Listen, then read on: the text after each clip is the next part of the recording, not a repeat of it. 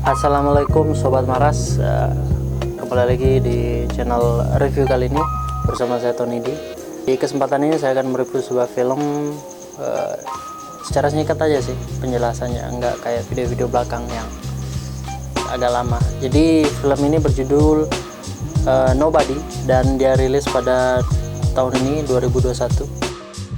Dan film berikut ini, film Nobody ini bergenre aksi dan thriller, cerita seru, disutradarai oleh Ilianes Fuller. Ya, mungkin kalian jika tahu film Hardcore Henry pada tahun 2015, dia adalah sutradaranya juga. Dan film Nobody ini diproduseri oleh 4 orang. Dan dari 4 orang produser ini, salah satunya adalah David Leitch. Ya, mungkin kalian tidak tahu, David Leitch ini adalah yang memproduseri film John Wick. Dan film ini ditulis oleh Derek Kolstad itu sendiri. Kalau kita bisa lihat dari produser, sutradara, dan juga penulis, ini orang-orang yang terkenal. Jadi film ini bukan main. Dan di situ juga ada beberapa bintang, tentu saja adalah Bob Odenkirk.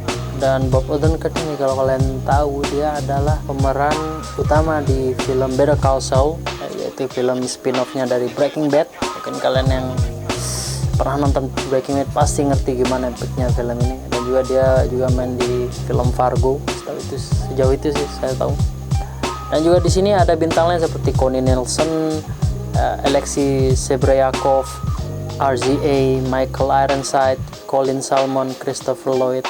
Jadi itu semua. Jadi yang pemeran yang paling saya hafal sih itu sendiri, Bob Odenkirk itu. Jadi pembuatan film ini sendiri memakan biaya $16 juta dengan keuntungan $38 juta. Kita bisa bilang sih film ini cukup menguntungkan walaupun di tengah pandemi begini kan. Jadi film ini juga berdurasi 92 menit. Beberapa rumah produksi film diantaranya ada Perfect World Picture, Acti North Production, Acti2 Film, dan Odenkirk Provisero. Jadi kalau kita bilang Odenkirk Provisero ini kayaknya perusahaan film dari Bob Odenkirk itu sendiri. Dan juga yang menjadi distributor pentingnya di film ini adalah Universal Pictures.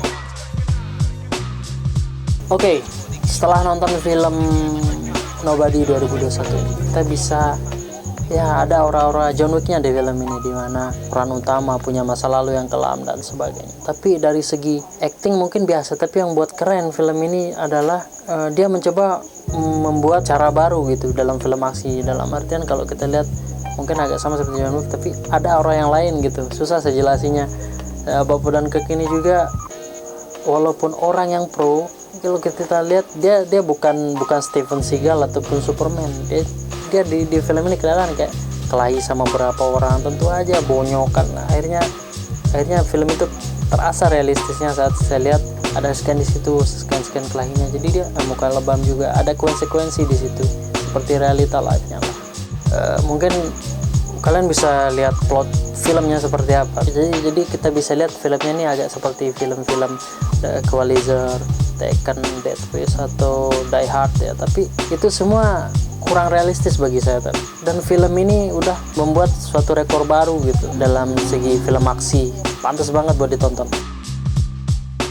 Oke, karena film ini bergenre aksi, dia juga mendapatkan rating R-rated dari asosiasi film Amerika, yaitu kalau kalian tahu R-rated itu artinya restricted, film yang harus ditonton dengan usia 18 tahun ke atas.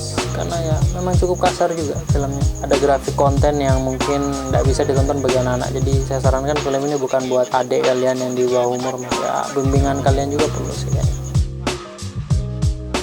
Rating, kalau kita bahas rating di Rotten Tomatoes, film ini mendapatkan 82% dari 232 user kayaknya memberikan nilai positif. Dan di rating IMDb juga mendapatkan rating 7,5. Itu saya cek bulan kemarin, kalau sekarang nggak tahu, bisa naik dan bisa turun. Beberapa rumor juga menyebutkan bahwa film ini bakal bekerja sama dengan franchise-nya John Wick ya. Kita harap saja ketemu gimana mungkin jalan ceritanya. Jangan ragu-ragu buat nonton film ini. Kalian bisa download lah, bisa juga untuk streaming atau mau langsung ke Netflix mungkin ada. Yang penting jangan nonton alur cerita dah, sumpah, soalnya feelingnya hilang. Film itu harusnya ditonton. bukan diceritakan, itu sama kayak memberikan spoiler. Untuk bagi kita yang pencinta film, melihat spoiler itu kayak gimana ya, kayak minum kopi tapi lupa taruh gula gitu. Dan itu dia saja review kali ini. Jika kalian ingin mereview sebuah film, saya ingin mereview sebuah film, silahkan aja komen dimanapun saya posting ini, bisa di Facebook dan di YouTube. Saya Tony Dis, sampai jumpa lagi di pertemuan selanjutnya. Assalamualaikum.